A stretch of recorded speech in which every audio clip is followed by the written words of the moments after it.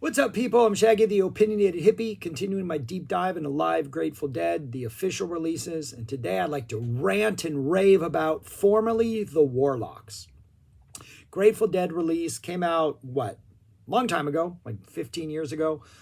This is two complete shows from October of 1989, October 8th and October 9th. They were not built as the Grateful Dead. They were built as the Warlocks, which was no secret to anybody who were following the Grateful Dead, as I think these shows sold out rather quickly, despite the sleight of hand. And I think the story is they weren't actually allowed to play as the Dead at this venue because ever since In the Dark had come out, they had had scene problems. The scene had exploded. You play a small venue, maybe, heck, small venue. You play an amphitheater as the Dead post In the Dark, and twice as many people show up. They don't care about getting in. If they get in, it's fine. If they don't get in, I was at 3 shows in 89 and 90 in which people tore down the fences on the lawn and stormed in. The scene was getting out of hand. It wasn't the Dead's fault. They were just showing up and playing. But they did this. They played as the Warlocks. And with that came the hype of why they picked the name the Warlocks. Yes, it was the name they used to go by, but there was excitement about these shows. And then when they played the shows, and in the first show, they dropped one treat, I think only one treat in the first show, that had not been played in at this point, 5 years, but still 4 years. They brought back a song that had not been played in 4 years. The excitement was high for the next show. And then comes the next show, and they drop a bunch of epic songs. I was living in Berkeley, California at the time. I knew someone who went to these shows. Cell phones did not exist back then. Internet did not exist back then. Or if it did, we didn't have them. We got a phone call, I don't know. I think it was the first on the 8th. I think he called us the morning of the 9th and told us what they played the first night because we were excited to hear what they played at these shows and we were impressed. And then we got the phone call at 2, 3 in the morning. No, it couldn't have been that late because he was on the East Coast. So it was 3 in his morning. So it was midnight our time about what they played in the second show. And yes, this is the shows where they brought Dark Star back for the first time since 84. But they also brought Help Slip. Franklin's had been back. Help Slip back for the first time since 85. They brought back Addicts of My Life, first time since 72. And then they brought back Death Don't Have No Mercy. This was the second of 3 that they had played. First one was at Shoreline earlier that year, which I was in attendance at. And I think these have kind of gotten a lot of... I don't think these get the love they deserve. I still swim amongst sharks who are Grateful Dead fans. And there's the common, these are pretty fantastic shows, but they didn't live up to the hype, or they played Dark Star, but it was, we get a lot of buts when describing these shows. There's no buts here. These are 2 absolutely fantastic shows. It is clear from the very first song of the first night, Foolish Heart, that we're still the Grateful Dead of 1989. 1988, 89, 90 were probably the last true peak of the Dead. The Welnick years never really hit that peak that they had reached by the time, we hit the late 80s, early 90s. I think the Dead for this era, for the Midland era, they were hitting it out of the ballpark almost nightly. The song selection was varied. The jams were pretty good. They were doing a lot of interesting things. The energy was fantastic. And these shows represent that. You can feel the energy. Even the opening song, Foolish Heart, which I'm sure there were a lot of people going, what is going on here? The Warlocks, they're opening up with this brand new song. Why is this happening? It's one of my favorite Foolish Hearts. It sounds confident. The band sounds great. The closing solo is fantastic. Bob sounds great. The mix on this release is fantastic. There's a lot of really strong drum action. Especially in the second show, the drummers just sound absolutely fantastic. But even though there's a lot of that, hey, maybe they could have brought more. Nah, what we get here for 89, for this era of the Dead, for the songs they played, for the stuff they brought back, this is must-have stuff. This is absolutely fantastic. Like, my only complaint, I do have one complaint, not really a complaint. The Franklin's Tower that happens in the second set of the first show feels a little rushed. Doesn't feel like they're really into it as much as they were into literally everything else they played. The solos seem a little perfunctory. It's got good energy. It's a Franklin's Tower, but that's about it. That's the last of my complaints. It is a 6 CD set, but I think it's worth all 6 CDs. It's absolutely fantastic. The first set fits entirely on disc 1. We open up with that fantastic Foolish Heart. Bob follows with the Walkin' Blues, which also not a big fan of Walkin' Blues. I almost wish Bob had followed up with anything else. I would have taken a Picasso Moon at this point. Maybe something, I don't know what Bob has to pull out that he could have pulled out that he hadn't played in a long time. But it's a great Walkin' Blues. And it sounds good, and the energy is good. And by the time it ends, I'm like, yeah, that was a good Walkin' Blues. I'm glad I'm listening to this. The drummers are fantastic. It's amazing. Candyman is a little bit of a train wreck at times. Jerry's struggling with the lyrics. He's got some crazy MIDI. I don't know if he's having MIDI troubles or he's just channeling through some of the weirdest, spaciest out there noises he can during his solo. But the solo kind of sounds like a MIDI-inspired train wreck. So I'm not really complaining. The Dead kind of had a lot of train wrecks. Forgot a lot of lyrics in this era. So the Candyman is a little like, but the energy's good. They're just kind of maybe there's too much energy at this point. We get a really good Me and My Uncle Big River. Excellent Big River. Jerry's really digging in on that jamming. We get a Stagger Lee, which is pretty fantastic. Again, nice guitar playing. Jerry's just on top of things this whole time. We get a Queen Jane Approximately. Not the greatest first set if you're like, this is the Warlocks and we're getting these songs. But then we get a Bird song. About 13.5-minute Bird song. One of those Bird songs which as soon as we get into that jam section, Jerry is off. He is soloing. He's, working his way through the different MIDI sounds. The band is literally flying this way and that. Really good Bird songs. I don't know if you've ever been on the ride Space Mountain in Disneyland, or I think there's one in Disney World also. But it's a dark. You're in the dark on this roller coaster. And Jerry is the roller coaster you're on Space Mountain. But as you go on this roller coaster, you see other like roller coaster cars like zoom by you, or there's like, meteors or stars that all of a sudden are in your like periphery and coming at you that are like, amplify the experience. And I feel like Birdsong is like a really, really psychedelic. It's like if you took some sort of psychedelics and then you rode Space Mountain and you are Jerry strapped onto wherever he's going. And every once in a while, Phil just flies through and now there's Bob and now Brent's doing some weird stuff. And it's chaotic, but it's moving forward and it feels like there's purpose, but it also feels completely unstructured and you kind of never know where you're going. We do get that strumming jam that was common pretty much in this 89 and 90, which reminds me of Pink Floyd's The Sheep. Just absolutely fantastic Birdsong. Now, and this is the argument I get in with people, is like, yeah, but that Birdsong from like 2 weeks later and that Birdsong from there's a lot of really, really, really good Birdsongs from like 88, 89, and 90, like fantastic, like jaw-dropping. This is maybe top 10, not top 5. Like that's how strong bird songs were in this era. But it's still a Bird song, and it's still this era, and it's easily the highlight of the first set. And then we get a Promised Land to close out. So, good energy, fun first set. I love the Foolish Heart opener. I think it's one of the best Foolish Hearts I've heard. And the Bird song is just what you want out of a Bird song. It's absolutely amazing.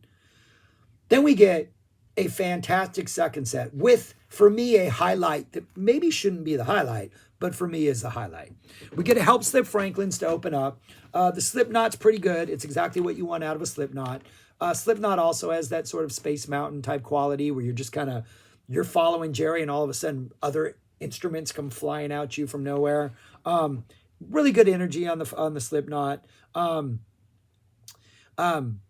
Spacey driven kaleidoscope locked in jam is what I what I wrote. Slipknot has also that kaleidoscope feel where you feel like Jerry's just going and things are just revolving around different psych colors and other, musicians are doing stuff. It's a really good Slipknot.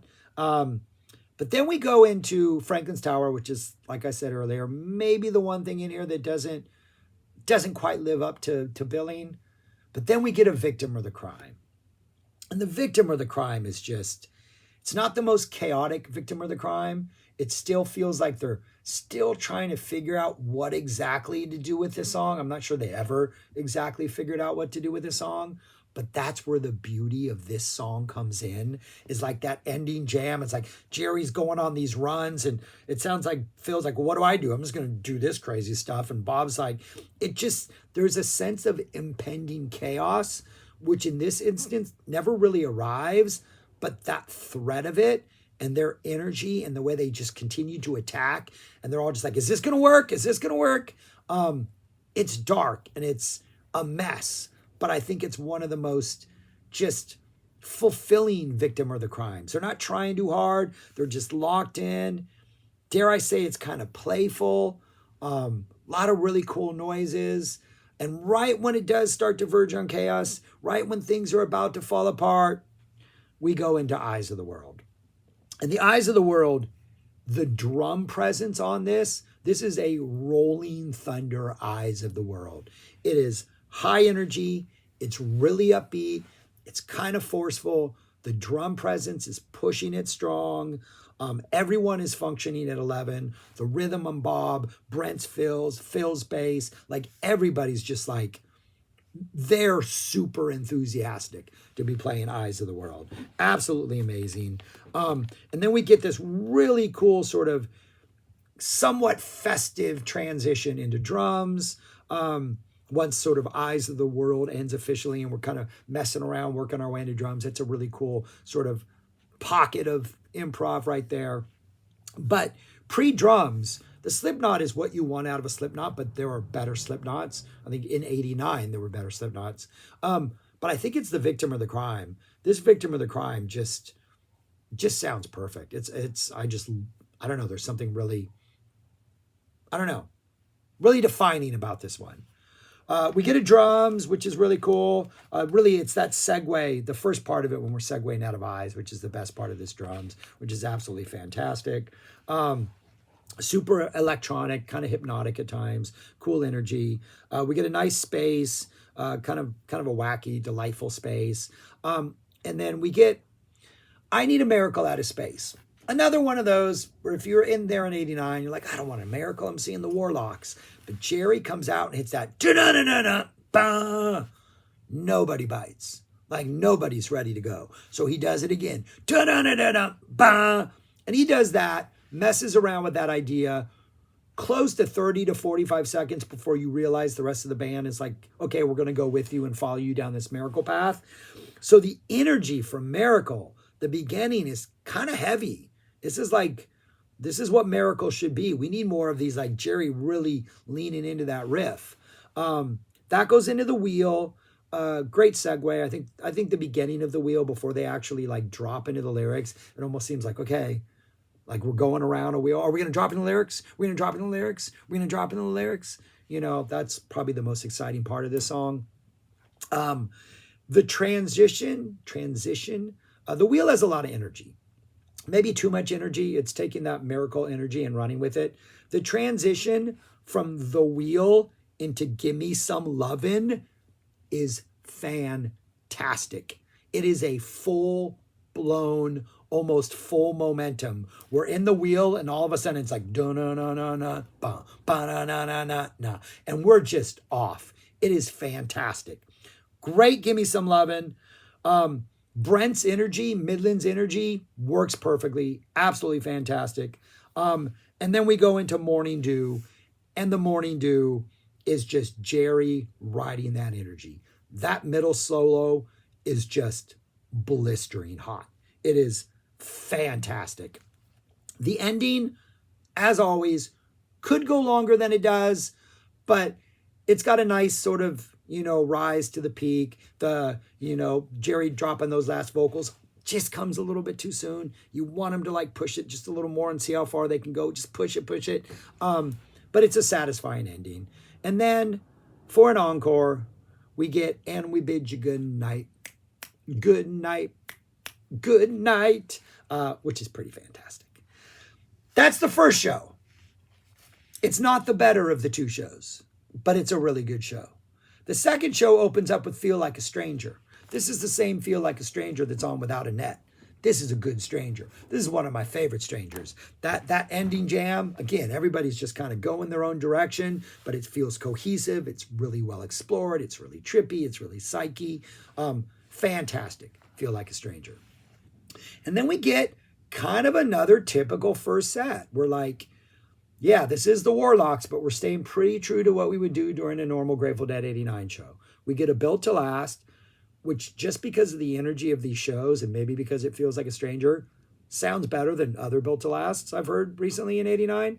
Little Red Rooster, which is absolutely smoking. We get a Ramble on Rose. We get a We Can Run, which I'm kind of coming around to, having listened to it a couple of times here in 89. If he could just get rid of that line, that "one child crying," and then, that line just breaks me. Not in a good way. I think there's a hit song in "We Can Run." And the third verse in this, where the final two verses, where the lyrics kind of get kind of dark and weird, I actually kind of like those. Coming around to "We Can Run." High energy Jackarow. A fantastic Stuck Inside a Mobile, where by the end, when we get to like the penultimate and ultimate verses, Bob is just like, I don't even know what Bob's singing. He's pushing his voice to the limit, having a blast.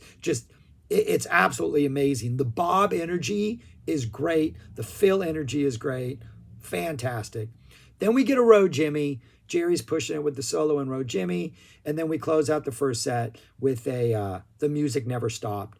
And very beginning to this, when they're playing the do, Midland's playing these really weird kind of spacey keyboard sounds that don't belong, but somehow work just because of the energy of tonight, of this show. Very percussion driven.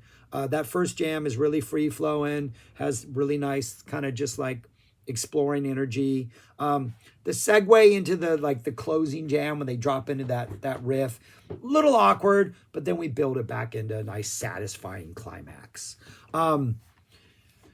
Probably the opening "Feel Like a Stranger," I think, is the highlight of the set. The Music Never Stop is pretty good, but there are better Music Never Stops. But it's a solid first set that I think is completely just saved by the energy.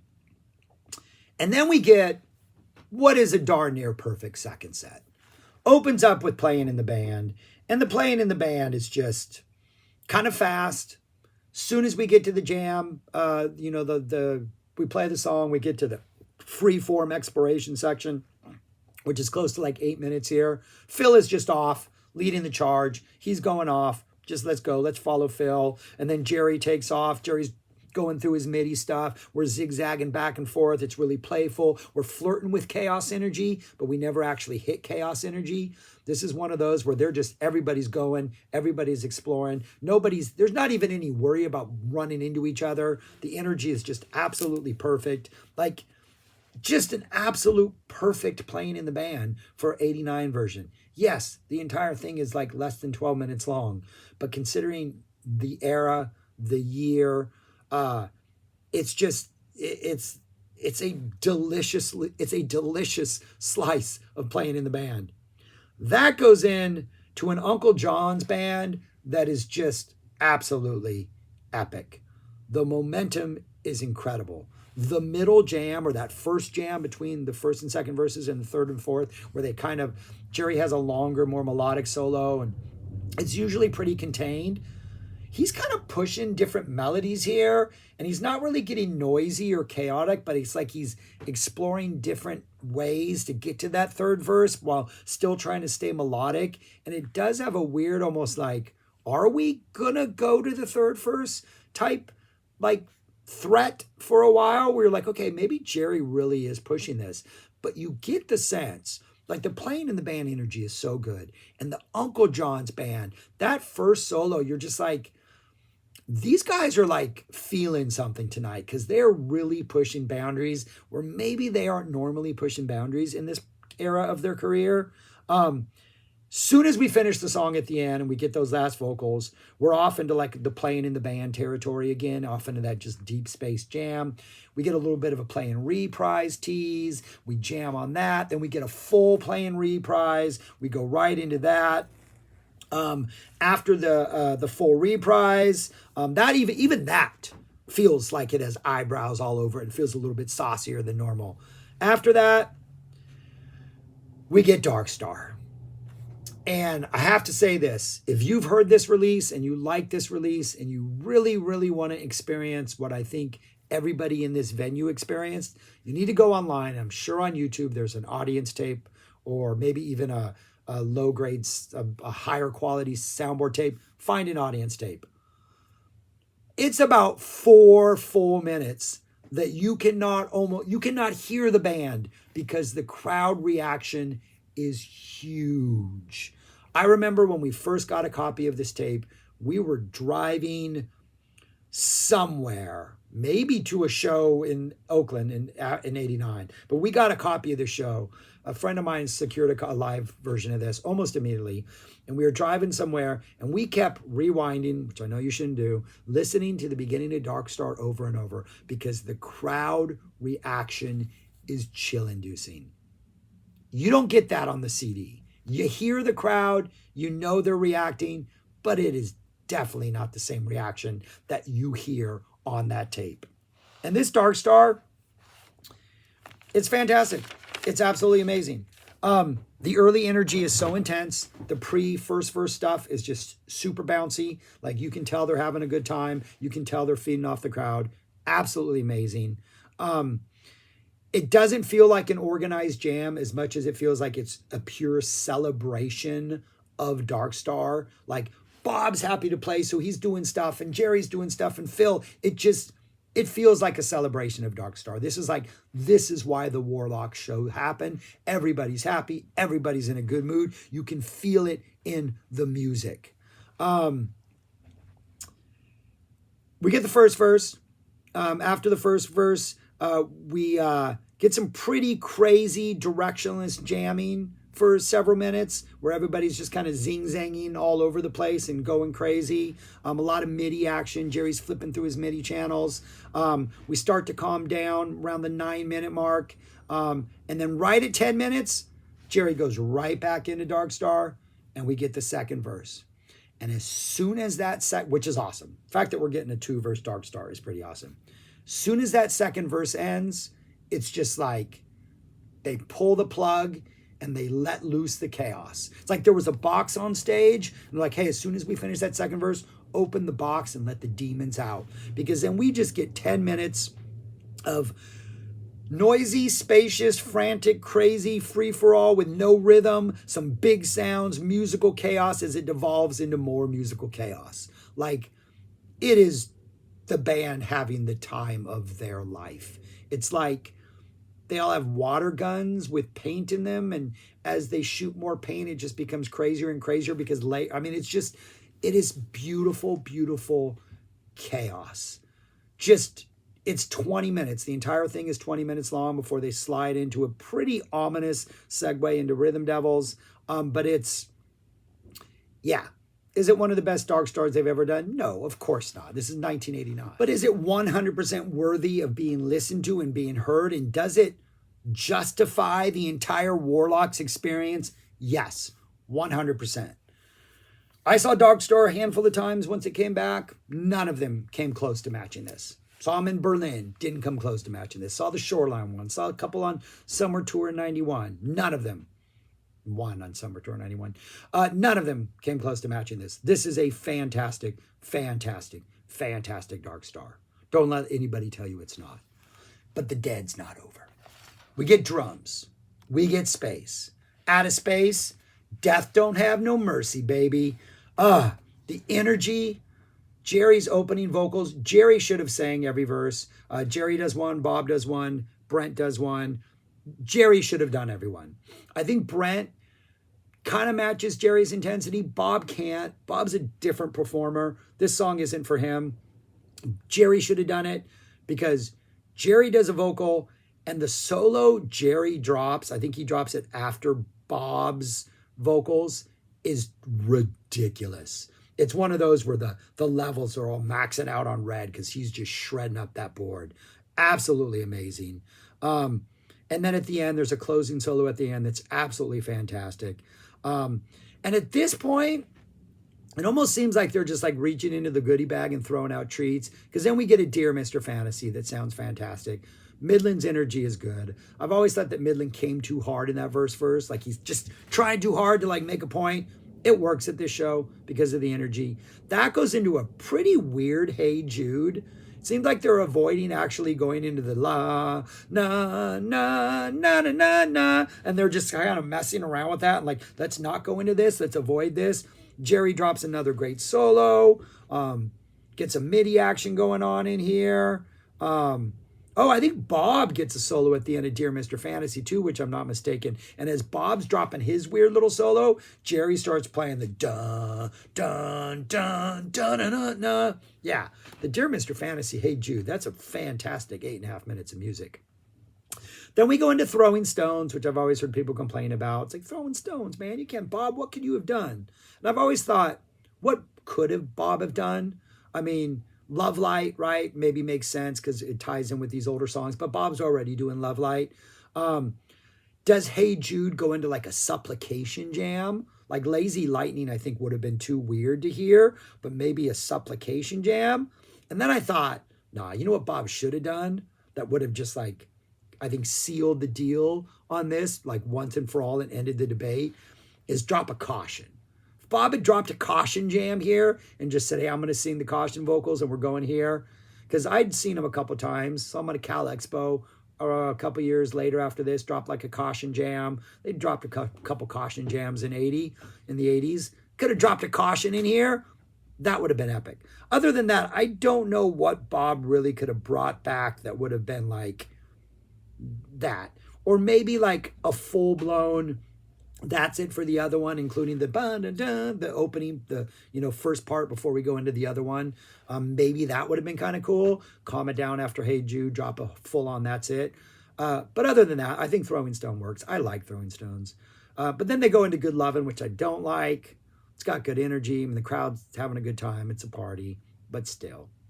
And then the encore, for the first time since 1972, we get an Addicts of My Life.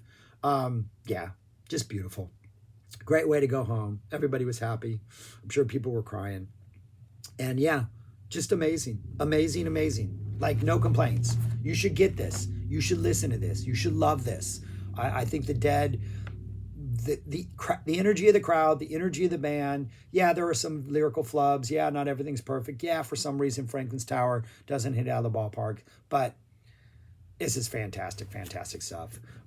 Absolutely no complaints. Where would I rank it among the other 89 ones? I have it right there. Easily number one. Are there maybe songs or two that are better on these other ones? Possibly. But there is no playing Uncle John's back into playing Dark Star. Like that sequence alone. You should just that sequence alone is almost worth the entire thing. The first sets, nothing really, really spectacular in either of the first sets. I think the Foolish Heart, one of the best Foolish Hearts. The Bird Song, absolutely awesome Bird Song. The Franklin's Tower, the Feel Like a Stranger. If you don't have Without a Net, this is a reason to get that. The Music Never Stops, a good jam. The Stuck Inside of Memphis, Stuck Inside of Mobile vocals that he's doing, absolutely fantastic. But yeah, I think these are great releases. I love them. I think the energy more than makes up for any nitpicking than anybody might do. I usually nitpick. I'm not nitpicking on this stuff. I wish I was at these shows. I'm glad I know somebody who was. It was a special time as a Deadhead when these shows went down. Pre-internet. Didn't have cell phones. Like, what did they play? They played Dark Star for real? We don't ever hear it on the West Coast. We were bitter. But yeah, I've been talking a long time about this. It's a great release. It's my favorite at 89. I recommend you check it out. Subscribe, like, share, comment, do all those things. Thanks for watching. Peace. Go listen to this 1989 Dead live at Hampton, formerly the Warlocks. Talk to you later.